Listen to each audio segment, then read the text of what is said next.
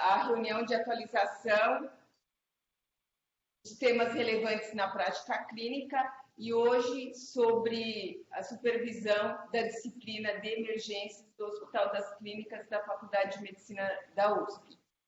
Quem vai apresentar o caso clínico é a doutora Renata Pierati, que é R4 da disciplina de emergências, e quem vai fazer a discussão do caso clínico é o professor Dr. Luciano César Pontes de Azevedo, que é da unidade de terapia intensiva do Hospital das Clínicas da Faculdade de Medicina da USP.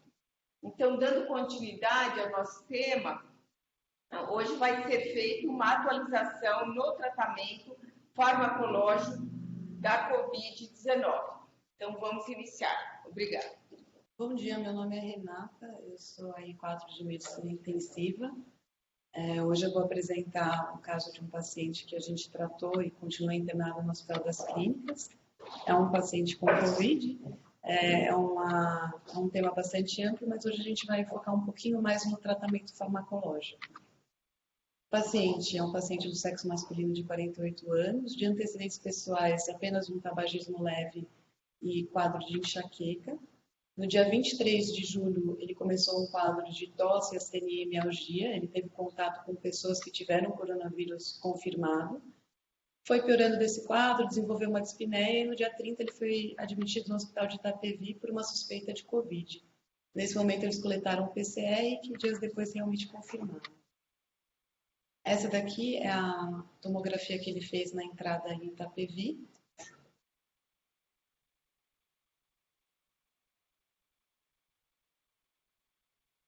Então, uma tomografia bem típica de Covid, com essas opacidades dispersas, bilaterais, com um predomínio mais periférico.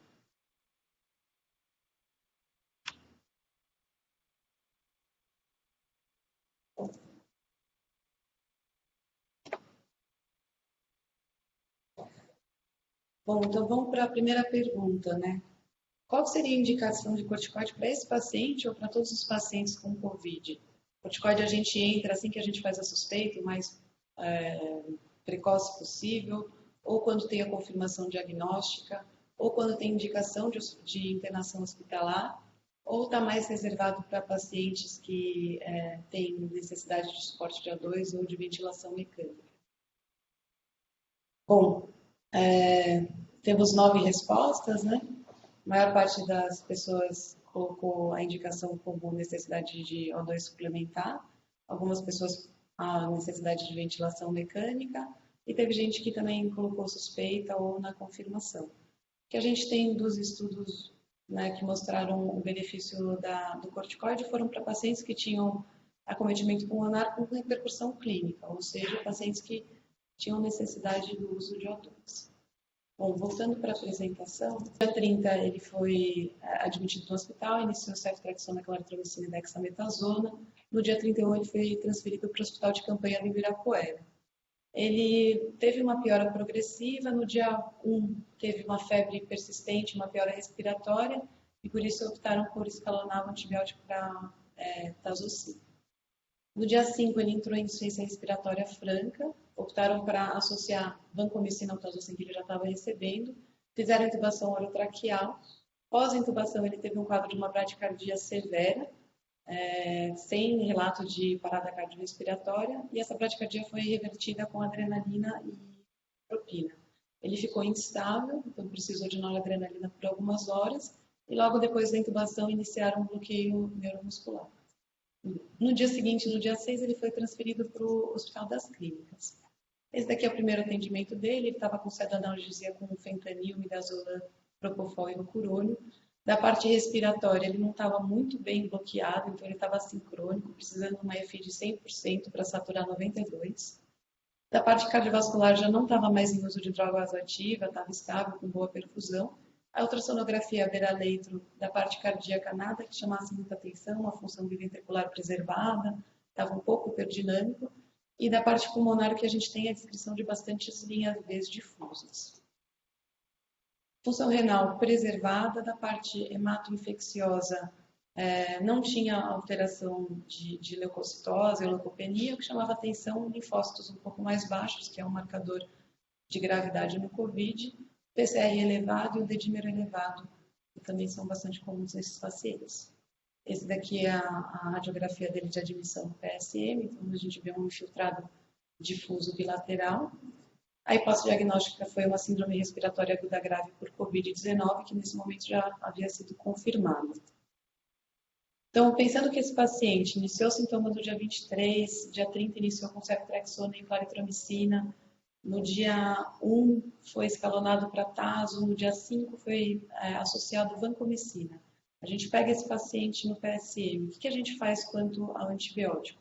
Mantém o esquema pipetazo e vancomicina até D7? Mantém só pipetazo até D7? Desescalona para ceftriaxona e macrolídeo, mantém por 7 dias? Desescalona para ceftriaxona para completar 5 dias? Ou não tem indicação de antimicrobiano?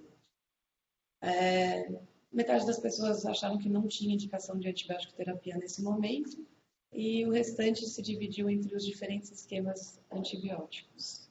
O pessoal continua respondendo. Acho que muitas das questões aqui são mais para levantar reflexões, né, do que ter realmente uma resposta certa. Mas lembrar que agora a gente já tem um pouquinho mais de dado que mostra o quanto é incidente a co-infecção bacteriana no paciente que tem Covid. Acho que no começo a gente usava mais, agora a gente tem usado menos. E também lembrar que esses pacientes eles ficam internados por bastante tempo. Então a gente tem que ponderar bastante de entrar com antibiótico já no D0 e de repente descolonizar esse paciente da flora normal, sendo que eles vão ficar internados e infecção secundária é um problema bastante corrente. Bom, prosseguindo, as condutas que foram tomadas suspenderam a antibiótico terapia, mantiveram dexametasona e enoxaparina em dose profilática, foi feito o ajuste da ventilação mecânica e solicitado dentro de UTI. Esse paciente foi incluído num protocolo que estava correndo aqui no hospital, que foi o protocolo REMDATA, que estava investigando o uso de remdesivir e tocilizumab. Pensando agora em anticoagulação, né? Entrando aqui no formulário gg.gg/03-COVID, qual que seria a dose de anticoagulante que a gente poderia indicar para esse paciente? Uma dose de quimioprofilaxia usual, que a gente usa para outros pacientes internados, doses intermediárias, então, por exemplo, enoxaparina, 0,5 mg de 12 em 12 horas, ou heparina não fracionada, 7.500 unidades de 8 em 8 horas. Esse paciente teria indicação de coagulação plena se o dedímero estivesse acima de 4.000, ou indicação de anticoagulação plena se o dedímero estivesse acima de 10.000. Então, já temos aí 15 respostas.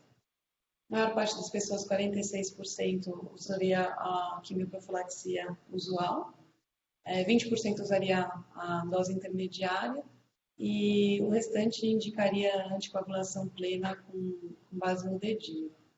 De novo, é uma doença nova que a gente está aprendendo cada dia com ela. Várias equipes têm tomado condutas diferentes em relação à dose de anticoagulante. O que a gente tem de evidência mesmo é a evidência usual de indicação de quimioprofilaxia para paciente internado.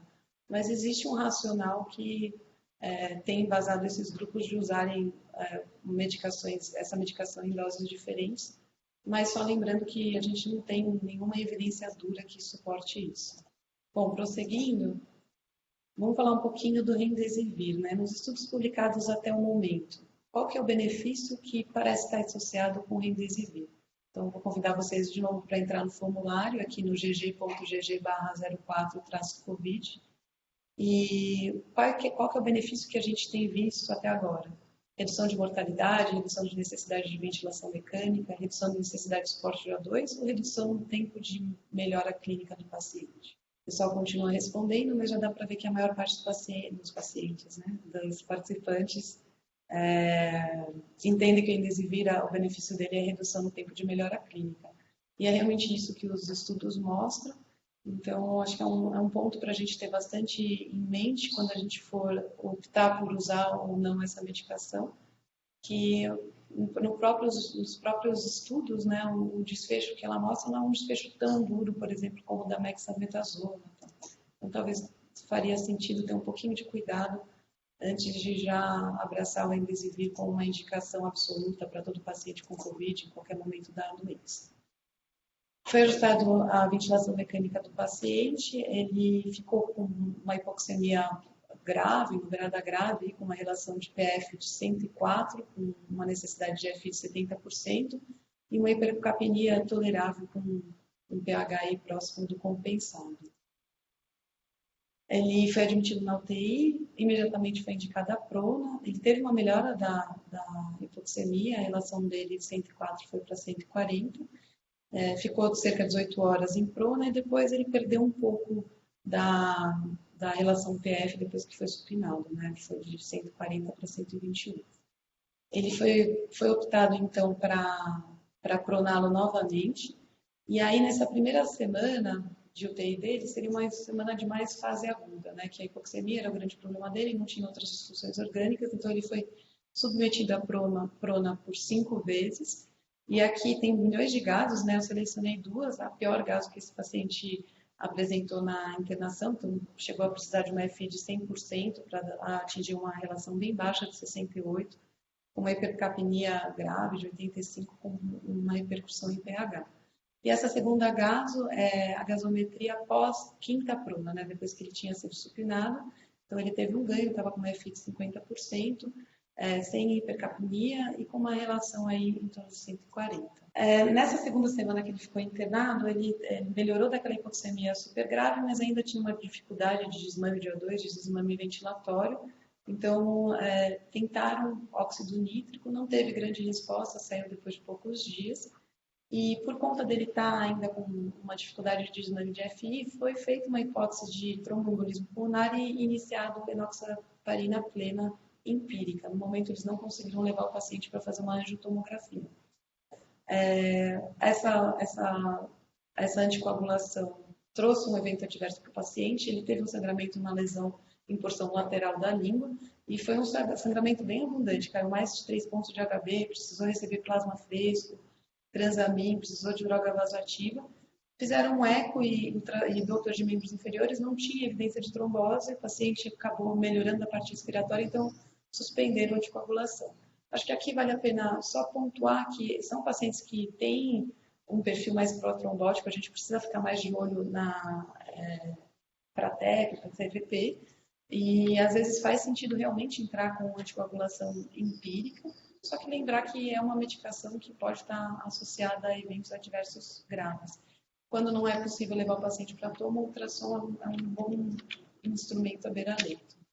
Esse paciente teve uma disfunção de múltiplos órgãos associados a uma febre persistente, que achou que é uma dúvida grande nos pacientes com Covid, pode ser do curso da doença, mas tem risco de infecção secundárias e outras intercorrências.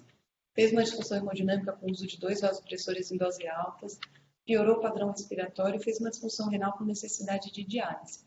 Empiricamente entraram mutazocin, vancomicina e fluconazol e coletaram culturas e exames. A radiografia dele realmente não chama tanta atenção para uma pneumonia muito óbvia. Só que tinha piorado esses padrões respiratórios e na cultura de secreção traqueal cresceu umas stenotrophomonas e um enterobacter, os 2 multissensíveis. Então ficou como um choque séptico de foco pulmonar secundário uma PAV e foi adequado o antibiótico para levofloxacina, o paciente terminou o curso e se recuperou das suas disfunções orgânicas.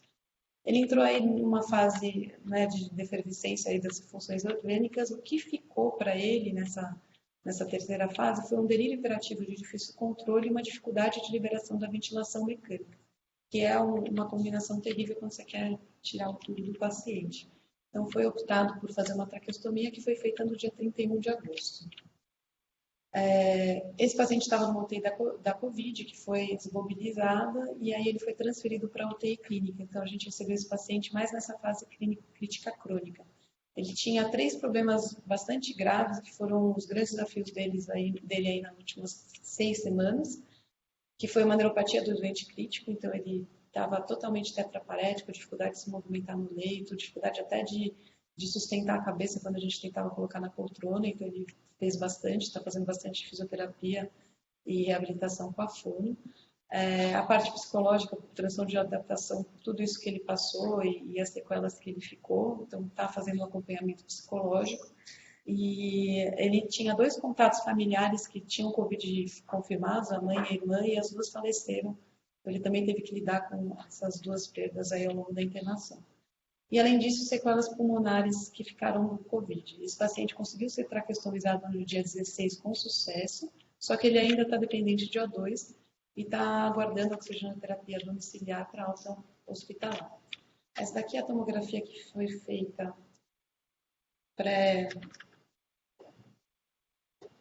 acho que não vai entrar.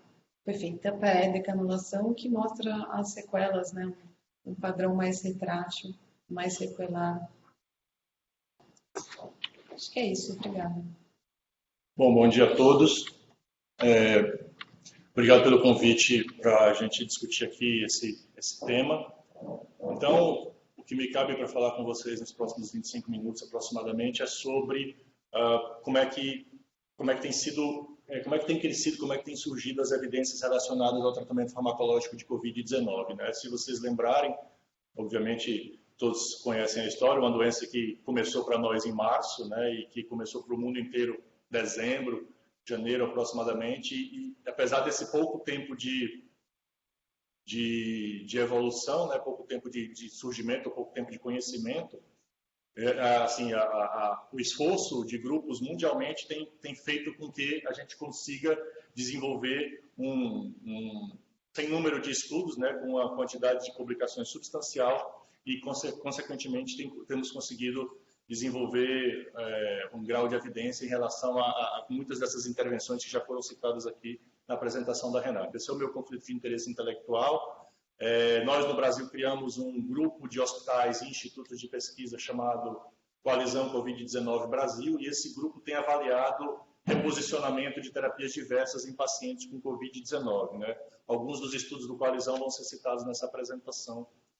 Quando a gente lembra das fases, né, clínicas da doença, né, a gente tem uma evolução que geralmente se inicia com um quadro de resposta de fase viral, nos primeiros 7 a 10 dias de doença, e onde os pacientes têm os sintomas associados à via respiratória superior, alguns sintomas gastrointestinais, e aqui seria o momento, né, até o 7º, 10º dia, o momento onde funcionaria, do ponto de vista de pensar na terapêutica farmacológica, mais os agentes antivirais que têm sido discutidos, né, seja lopinavir, ritonavir, remdesivir, a própria hidroxicloroquina, o próprio indéfino, ribavirin, etc. A partir do momento que o paciente já entra na fase pulmonar, a partir do 8º, 9º, 10º dia, se discute um surgimento de uma resposta inflamatória, assim, a chamada tempestade de citocinas, que foi discutida inicialmente, mas que hoje, quando você compara com outras condições de terapia intensiva,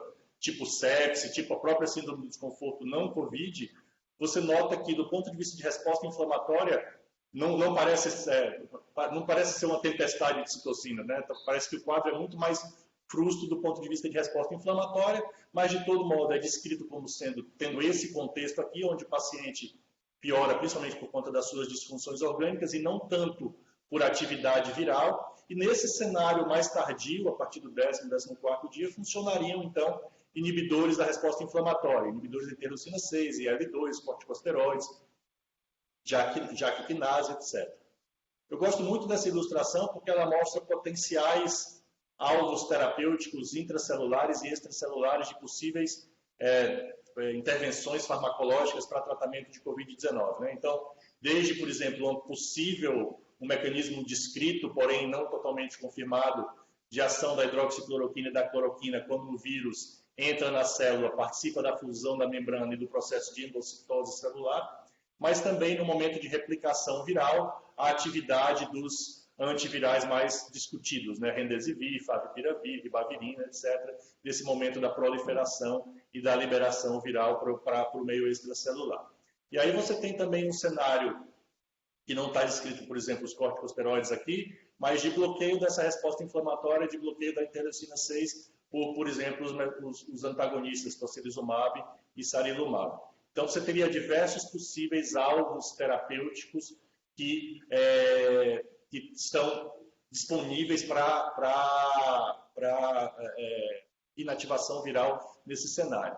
Na prática, o que a gente viu desde o começo dessa pandemia foi a utilização de medicamentos sem uma comprovação científica muito clara. Então, eu trouxe só um exemplo de um kit de Covid que está sendo distribuído, estava e continua sendo distribuído pelo mundo todo, né? Eu trouxe, obviamente, a foto brasileira, mas olha a quantidade de medicamentos que está sendo distribuído para os pacientes com Covid-19, sem que haja uma evidência clara do benefício de nenhum desses medicamentos, né? Então, a gente vai discutir algumas dessas intervenções que acabaram se tornando alvo de questões científicas e de questões políticas também, mas que não vem tanto ao caso a gente discutir nesse contexto. Então, quando a gente fala, por exemplo, rapidamente sobre a ivermectina, que tem sido alardeada e apregoada como efetiva no tratamento de Covid-19, precisa lembrar que a ivermectina é uma medicação que já tem um efeito antiviral in vitro comprovado, né? Mas, de novo, é in vitro, tem estudo clínico em dengue que não demonstra benefício da ivermectina, e no Covid-19 a ivermectina começou a ser utilizada baseado principalmente nesse estudo in vitro aqui, publicado no início da pandemia, onde os autores, utilizando células epiteliais renais de macacos verdes africanos, eles conseguiram demonstrar que 5 micromolar de ivermectina era capaz de bloquear 93% do RNA, da carga de RNA viral. De novo, é um estudo in vitro, cujo transposição, né, de células epiteliais renais de macacos verdes africanos para o cenário clínico é muito tênue, é muito difícil de ser documentado. Então, por exemplo, quando você faz uma análise por uma modelagem matemática desses dados do estudo mostrado no slide anterior, você vê que mesmo aumentando significativamente a dose de ivermectina para uma dose que é mais de 8 vezes a dose liberada pelo FDA para utilização em pediculose ou mesmo em escabiose, você não consegue chegar à concentração in vitro efetiva, que era a concentração de 5 micromolar demonstrada no estudo anterior. A ivermectina é 93% ligada à proteína do plasma. Então, a capacidade da droga de ir ao tecido pulmonar para ter atividade contra o vírus é muito tênue. Então, de fato, assim, esperar que a ivermectina seja efetiva em tratamento de Covid-19, ainda mais nas doses que têm sido prescritas de forma disseminada em vários países do mundo, é um pouco temerário, né, imaginar que ela seja efetiva. Algo semelhante parece acontecer com a nossa conhecida hidroxicloroquina, né? Então, também tem uma discussão grande sobre atividade antiviral, também já foi testado em vários tipos de vírus, inclusive de coronavírus anteriores, né, e com demonstração de eficácia in vitro, mas a utilização da hidroxicloroquina, toda a discussão que houve, né, inclusive do ponto de vista político, e a adoção da utilização da hidroxicloroquina para tratamento de Covid por várias agências, vários órgãos governamentais no mundo todo, foi baseado nesse dado clínico aqui do professor Didier Raoult, também no começo da pandemia, um estudo falho do ponto de vista metodológico, com várias limitações, que sugeriu um benefício da utilização da hidroxicloroquina mais azitromicina em termos de redução das amostras de PCR positivo desses pacientes. Só um comentário, esse gráfico verde aqui é o equivalente a 6 pacientes que receberam hidroxicloroquina azitromicina. Então, o benefício que foi apregoado, toda essa discussão é baseada em 6 pacientes. Então, começou a haver um uso indiscriminado também da hidroxicloroquina, e até que os estudos começaram a sair, primeiro, obviamente, estudos observacionais, depois ensaios prospectivos randomizados, que, de maneira geral, pelo menos os ensaios mais bem desenhados, não conseguiram demonstrar o benefício da hidroxicloroquina. Então, esse é um dos primeiros estudos, aqui um exemplo de estudo observacional, publicado no New England, onde, quando você vai analisar o dado ajustado pela gravidade dos doentes, com propensity score e tal, não houve benefício da utilização da hidroxicloroquina. E aqui a curva de possibilidade de manutenção livre de eventos em até 30 dias, de novo, sem demonstrar benefício do medicamento. Um dos primeiros estudos que foi publicado em relação à hidroxicloroquina, provavelmente o primeiro ensaio prospectivo randomizado maior, foi o estudo brasileiro, né, feito então pelo nosso grupo da Coalizão Covid-19 Brasil, onde nós comparamos hidroxicloroquina com ou sem azitromicina em pacientes com Covid-19 leve a moderada. Eram pacientes hospitalizados por volta do 7º dia de doença, que utilizavam oxigênio, ou sem oxigênio, ou até 4 litros por minuto de oxigênio no catéter, né? Então, todos os que tinham era acima de 4 litros por de oxigênio foram excluídos. Esse é o desfecho primário, né? Não dá para ver aqui em cima, mas essa é uma análise de uma escala ordinal recomendada pela OMS para ser usada em estudos de Covid, com dados até 15 dias, né? Onde quanto mais claro é aqui a cor do gráfico, menos grave o paciente está com 15 dias. Então, essa população aqui do azul bem clarinho é a população que está em casa sem receber oxigênio, tá? Em casa, vida normal nesse período. Notem aqui que hidroxicloroquina mais ácido, hidroxicloroquina ou controle é bem parecido do ponto de vista de distribuição dessas populações, né? Então, em casa sem nenhuma limitação, em casa com alguma limitação, hospitalizado sem necessidade de O2, hospitalizado com O2 e por aí vai até a morte, né? Até o último ponto da escala, que é a morte dos pacientes nesse período. Então, notem que a imensa maioria dos doentes está muito bem, o que comprova, de novo, que de fato a Covid-19 é uma doença, quando ela é leve, né, um quadro leve, a imensa maioria dos pacientes em 15 dias já está recuperado da sua evolução clínica e consegue voltar a ter uma vida normal.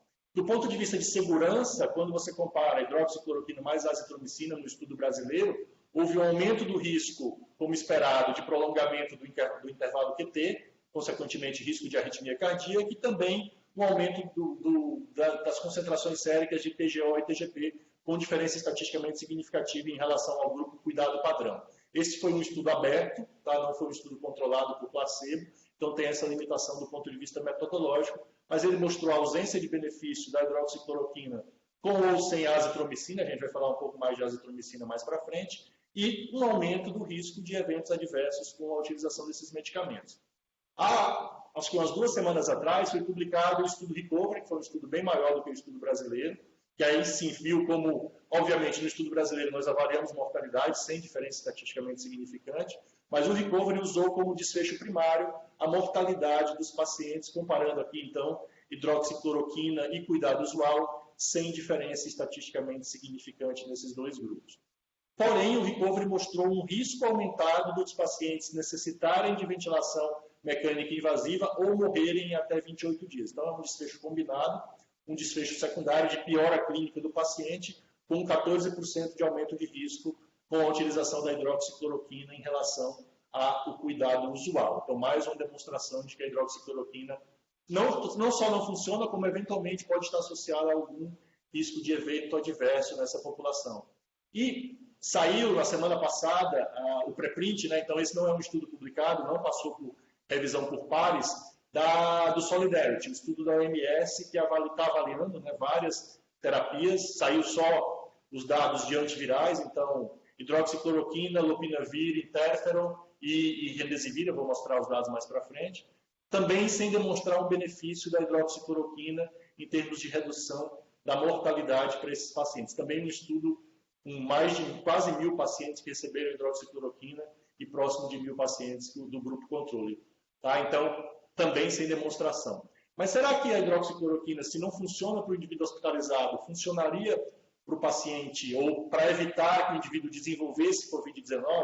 Então, o estudo de profilaxia maior que foi publicado até o momento é esse estudo do New England, de um grupo de Minnesota com pesquisadores canadenses, onde, avaliando pessoas que estavam em contato direto com pacientes com Covid e também profissionais de saúde que cuidavam desses pacientes com Covid, uma profilaxia de hidroxicloroquina comparado com placebo em até 15 dias não modificou substancialmente o risco dessas pessoas desenvolverem episódios de Covid-19, desenvolverem a infecção por SARS-CoV-2. Então, sem demonstração clara do benefício da hidroxicloroquina na profilaxia. A Coalizão Covid-19 Brasil está conduzindo o estudo 5, o Coalizão 5, que está avaliando a utilização da hidroxicloroquina ambulatorial. Porque um dos argumentos, quando o estudo brasileiro foi publicado, é que a hidroxicloroquina é usada no 7º dia, né, está usada um pouco mais tardio em relação àquelas fases do Covid que eu mostrei para vocês num dos primeiros slides. Então, talvez usar no 3º, 4º dia de evolução tivesse algum benefício. Né? Então, isso está sendo avaliado em alguns estudos e já saíram 2 desses estudos ambulatoriais sem benefício da hidroxicloroquina e o estudo brasileiro também está avaliando a nossa sample size é de 1.300 pacientes, a gente está chegando próximo de 800 a 900 pacientes nesse estudo. E aí, uma das discussões que a Renata trouxe na apresentação dela foi sobre o uso do Remdesivir, né? Então, o Remdesivir é uma droga antiviral que foi inicialmente desenhada para ebola, depois foi reposicionado para ser utilizado em Covid-19. Ele, obviamente, não está disponível no nosso país, mas existe uma discussão de que ele viria, né? Parece que a empresa responsável pelo Remdesivir ela já aplicou para a Anvisa para trazer o medicamento para o Brasil. E no estudo inicial, no estudo ACT-1, o reporte final foi publicado no New England há algumas semanas, demonstrou-se que o desfecho primário era tempo até cura clínica, e demonstrou-se que o Remdesivir aumentou a proporção de pacientes curados em relação ao placebo. Então, esse foi um estudo prospectivo randomizado, controlado por placebo, com 500 pacientes recebendo Remdesivir e 500 pacientes recebendo placebo. Então, houve uma diferença entre 11 dias de tempo até cura clínica do Remdesivir versus 15 dias, com diferença estatisticamente significante do placebo. Só que esse estudo não foi confirmado pelo estudo Solidarity. O estudo Solidarity foi publicado, então, como eu disse, na semana passada, um estudo muito maior do ponto de vista de avaliação de benefício do Remdesivir. Isso tem gerado uma discussão muito significativa, né? Ainda por enquanto nas redes sociais, mas logo vai chegar para as publicações, sobre se de fato o Remdesivir tem um efeito nessa doença ou não, né? Então, aqui 2.700 doentes tomaram o Remdesivir no estudo Solidarity, 2.700 controles, sem diferença estatisticamente significante em termos de mortalidade, sem diferença estatisticamente significante em termos de evolução para ventilação mecânica e sem diferença estatisticamente significante em termos de tempo de permanência hospitalar, o que seria um proxy, né, um desfecho substituto em relação ao tempo de cura clínica, que é o dado do estudo ACT que eu mostrei no slide anterior para vocês. Então, a eficácia do Remdesivir ainda está depois da publicação. Aqui é um pré-print, eu lembro isso a vocês. Eu trouxe esse pré-print principalmente por conta dos números e porque foi feito por quem foi, né, pela Organização Mundial da Saúde, mas isso ainda não foi avaliado por pares, ainda não foi publicado. É um dado interino do estudo Solidarity do ponto de vista de antivirais. Mas talvez, de fato, o Remdesivir ele não tenha esse efeito em desfecho duro. Ele melhora a evolução clínica do doente, talvez não do doente mais grave, do doente com Covid moderado, né, mas não tem um efeito muito claro do ponto de vista de desfechos mais duros. Mesma coisa no estudo Solidarity valeu para os outros antivirais. Então, lopinavir, interferon, sem diferença estatisticamente significante na mortalidade, sem diferença estatisticamente significante em nenhum dos outros desfechos. Então, na prática, a gente não tem um antiviral para utilizar para a Covid-19, o que faz sentido quando você avalia que Covid-19 é uma doença viral aguda, como várias outras que a gente tem. Dengue, chikungunya, febre amarela, zika, para as quais a gente não tem nenhum tratamento antiviral utilizável. A única coisa que a gente teria anteriormente, né, era o oseltamivir, cuja eficácia para a influenza também, como vocês sabem muito bem, é bastante discutível. Um outro ponto que a Renata chamou a atenção na apresentação dela foi a utilização de antibiótico terapia. Esse é um dado bem robusto, né, publicado no Clinical Infectious Diseases, de vários 38 hospitais americanos, né, um estudo de corte. Na verdade, o dado do antibiótico estava disponível para 32, mas vejam aqui a quantidade de pacientes que estavam recebendo antibiótico empírico precoce, né? Então, cada um desses aqui é um hospital. Então, o hospital que menos prescrevia antibiótico era esse aqui, que prescreveu para 25% dos pacientes. Até aqui tem um grupo aqui que 80%, 90%, né? Isso combina com a casuística, com as casuísticas descritas, prescreve antibiótico terapia empírica sem um embasamento do ponto de vista de infecção. Nesse estudo aqui, o dado coletado de co-infecção ou de infecção concomitante à admissão hospitalar, principalmente, era de 3,5%. Um grupo de pacientes que tinha cultura coletada, que tiveram antígeno urinário para aquelas patógenos de pneumonia de comunidade mais habituais. Então, é de 3,5%, o que bate com essa meta-análise e revisão sistemática. 3,5% de co-infecção na apresentação e 14% de infecção secundária, ou seja, aquele dado que a Renata discutiu, né, de troca de antibiótico, por piperacillina tazobactam, depois acrescentava ancomicina. Então, isso acontece pelos estudos e pelas meta-análises em 14% dos casos, isso para pacientes hospitalizados de maneira geral. Claro que, por contexto de terapia intensiva, esse risco de infecção secundária aumenta. Então, isso poderia justificar uma utilização de antibiótico, principalmente no paciente mais grave, né? Então, isso que a literatura discute. A evidência para a utilização de antimicrobianos em Covid-19 ainda é muito restrita, né? Esses estudos eles têm uma série de limitações, essas meta-análises têm uma série de limitações, mas talvez estivesse mais justificável o uso de antibiótico para o contexto do paciente grave, paciente com choque séptico, por exemplo, é isso que a Surviving Sepsis Campaign Guideline, né, para a Covid-19 recomenda, ou se o indivíduo é imunossuprimido, tem câncer, tem alguma imunossupressão que aumentaria o risco dele ter um evento desfavorável relacionado à co-infecção ou à infecção secundária. E notem aqui também taxa de prescrição de antibióticos 72%, mostrando então que realmente é um uso bastante substancial. Outra meta-análise mostrando dados parecidos, né? Então, para pacientes de maneira geral, 4%, né, de uso de antibiótico, e para terapia intensiva, 14% de uso de antibiótico, não, de co-infecção, e para terapia intensiva, 14% de co-infecção. Então, tem várias discussões sobre como seria a abordagem desses pacientes do ponto de vista de terapia antimicrobiana. Então, por exemplo, eu gosto desse esquema publicado no Intensive Care Medicine da semana passada, onde os autores discutem que o indivíduo está admitido na UTI com Covid-19 e está com choque, ou tem um dado compatível com pneumonia bacteriana na tomo, né? Então não é aquele quadro típico de Covid, mas tem lá sua consolidação, tem um quadro mais sugestivo de pneumonia bacteriana na tomo. Então você pode começar a antibiótico terapia, obviamente a recomendação é de coleta de microbiologia para todos esses doentes, curso muito curto de antibiótico, né? Então 3 a 5 dias de antibiótico assim, quando você tem a suspeição clínica, se o paciente melhorou, é o ideal. E se você, por exemplo, tem dúvida sobre a eficácia da antibiótico terapia nesse paciente específico, ou se esse paciente está infectado, mas você quer manter, colha as culturas, colhe os antígenos, espere 48 horas. Se as culturas e os antígenos são negativos e o paciente está estável, você poderia retirar esse antibiótico desses pacientes. Então, se você tem...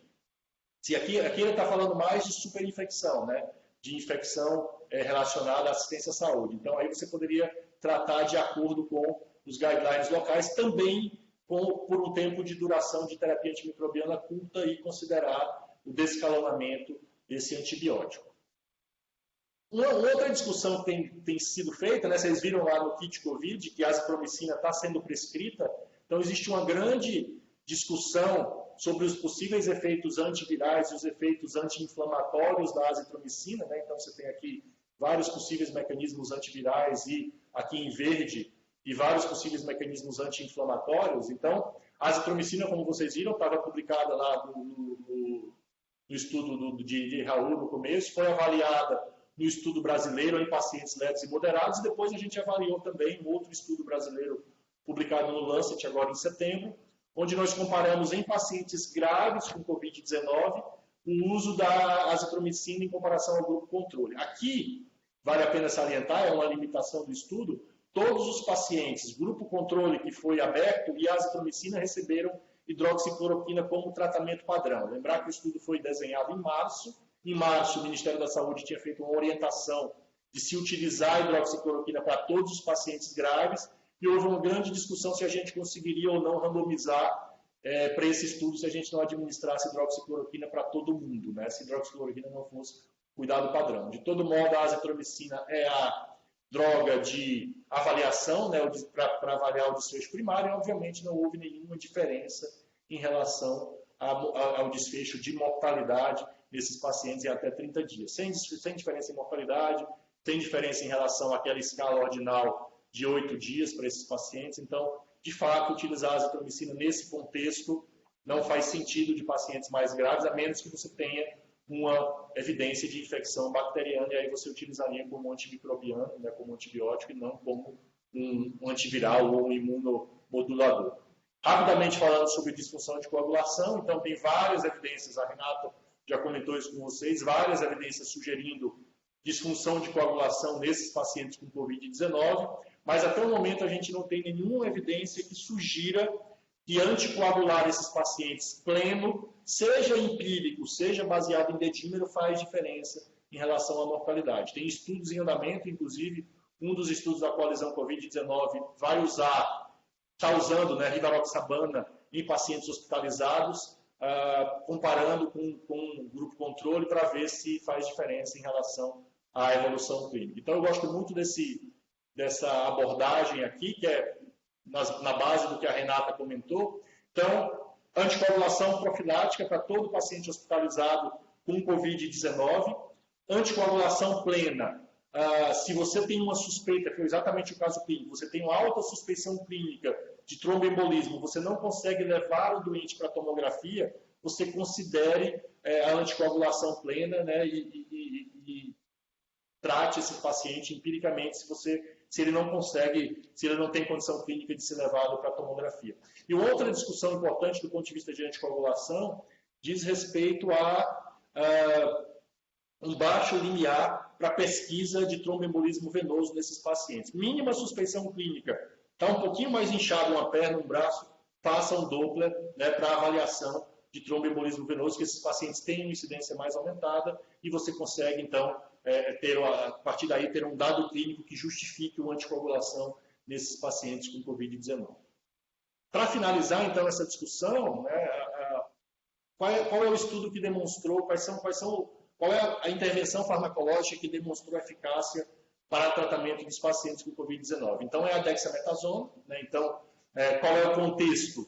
Fundamentalmente, o contexto de pacientes que estão internados no hospital, pelo menos recebendo oxigênio, de oxigênio para cima, né? Então, de oxigênio para piora da gravidade clínica, catéter de O2, máscara de O2, ventilação não invasiva, catéter nasal de alto fluxo, intubação orotraqueal. Então, o estudo Recovery mostrou uma menor chance de morte da dexametasona em relação ao cuidado usual em todos esses pacientes que estavam precisando de oxigênio. Então, não faz sentido, né, respondendo à pergunta lá do formulário, não faz sentido, do ponto de vista de medicina baseada em evidência, usar a dexametasona no contexto ambulatorial. Então, aquele kit COVID que usou a dexametasona também não tem nenhuma plausibilidade biológica para tal, e também os estudos não conseguem demonstrar um benefício da dexametasona, pelo menos ainda, para pacientes hospitalizados sem necessidade de suporte de oxigênio exógeno. E aí, a Coalizão Covid-19 Brasil fez esse estudo, né, publicado no JAMA, também no dia 2 de setembro, onde nós avaliamos, dentro do contexto de pacientes mais graves com Covid-19, a utilização da dexametasona para pacientes com síndrome do desconforto moderado a grave com Covid, né? Então, esse foi o estudo CODEX.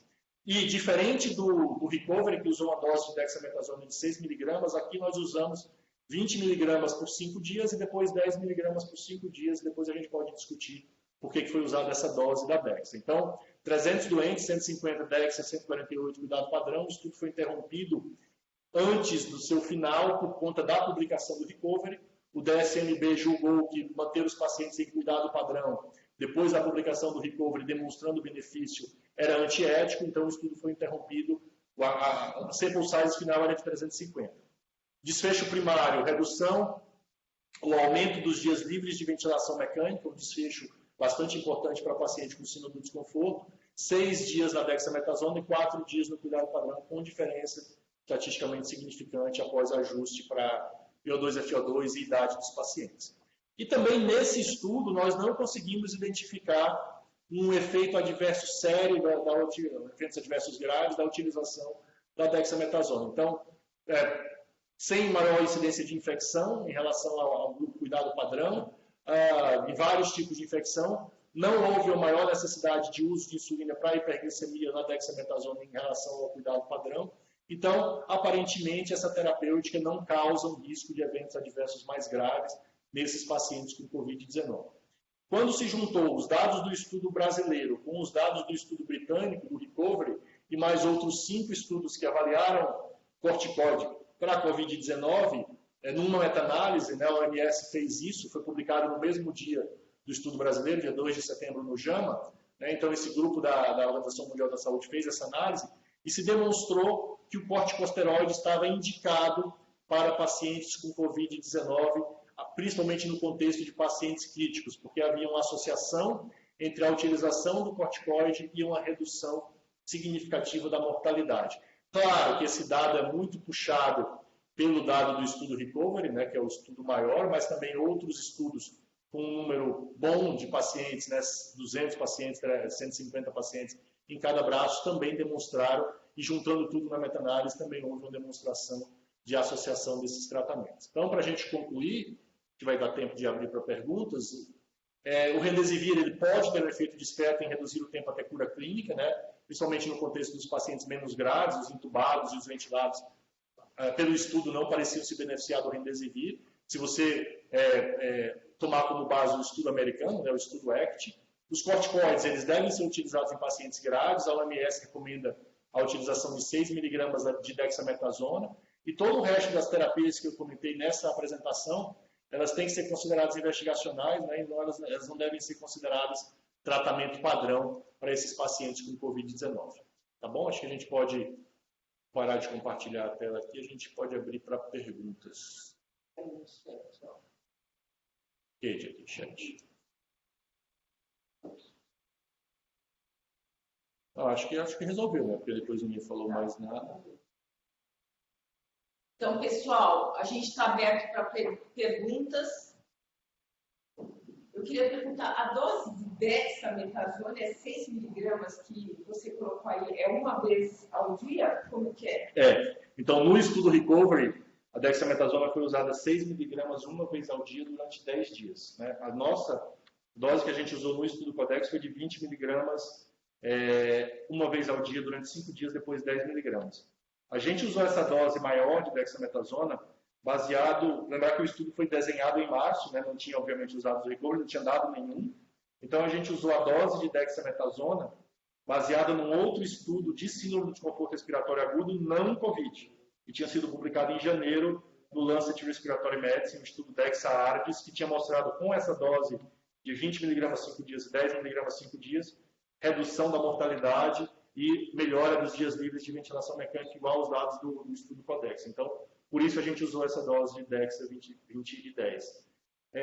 Pode ser que exista uma faixa de dose que é benéfica para esses pacientes. Tem um estudo dinamarquês, que agora virou mundial, que está em andamento, que está comparando 6 com 12 miligramas. Então, pode ser que exista uma faixa, pode ser que 6 seja melhor do que 12. Ainda não se sabe efetivamente essa resposta. Pode vir aí? Pode. Então, paciente jovem ambulatorial, depois de 20 dias de Covid, que retorna em segmento ambulatorial com queixas inespecíficas, sem evidência de complicações, e tem dedímero de 3.000 sem evidência de TEP, TVP ou infecção. O que o senhor acha do uso off-label de profilaxia com enoxa para esse paciente? Olha, assim, de fato, a sua pergunta já deu a resposta. É um uso totalmente off-label, a gente não sabe que tipo de complicação, a gente não tem pouca informação a respeito de evolução a longo prazo desses pacientes, né? Então, a gente não sabe muito bem qual é a se os pacientes ambulatoriais com Covid têm um maior risco de TVP e TEP, qual seria o dedímero de corte.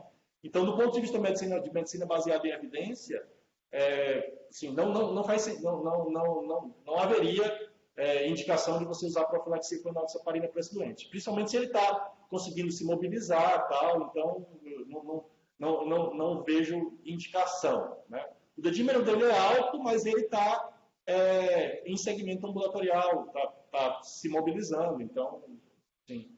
A gente não sabe também qual é o curso do dedímero desses doentes, né? Quanto tempo eles permanecem com dedímero elevado. E também, assim, o dedímero não é o melhor marcador para indicar a anticoagulação.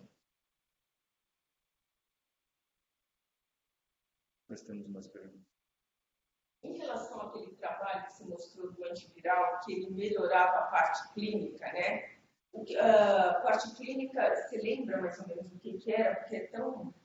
Então, a grande discussão que, quando o Remdesivir, quando esse estudo ACT do Remdesivir foi publicado, a grande discussão que houve é a subjetividade do que é o tempo até a cura clínica, né? Então, cura clínica para alguns investigadores pode ser muito mais subjetivo do que para os outros, né? Então, eles usam uma escala que é recomendada pela OMS para tempo até cura clínica, mas, de fato, quando você compara com um desfecho duro, como mortalidade, se o doente foi entubado ou não, né? Isso é muito mais significativo do ponto de vista de geração de evidência do que o tempo até cura clínica. Então, outra das limitações desse primeiro estudo do Remdesivir, e que tem gerado, como eu disse, muita discussão, muita controvérsia, primeiro, agora ainda na literatura de rede social, né? Mas daqui a pouco vai chegar na literatura mesmo, essa discussão exatamente de um estudo multicêntrico randomizado de vários países, controlado por placebo, que é o estudo ACT, mas o desfecho primário dele é tempo até cura clínica, que é um desfecho muito usado para influenza. E a gente está falando de outra doença, que não é influenza. É muito mais grave do que a influenza. Então, tem essa limitação. Por outro lado, o estudo da OMS, que é muito maior, não é controlado por placebo, é open label, então tem essa limitação. E também ele era um pouco frouxo do ponto de vista de critério de inclusão e de exclusão, o estudo Solidarity. Então, isso tem sido discutido. O estudo Solidarity continua, né? Então, eles continuam incluindo doentes no dado do Remdesivir. Pode ser que tendo mais doentes, isso melhore do ponto de vista de geração de evidências. Tem mais algum aqui, né? Então, excelentes apresentações, obrigado pela atualização. Minha dúvida é também com relação à anticoagulação.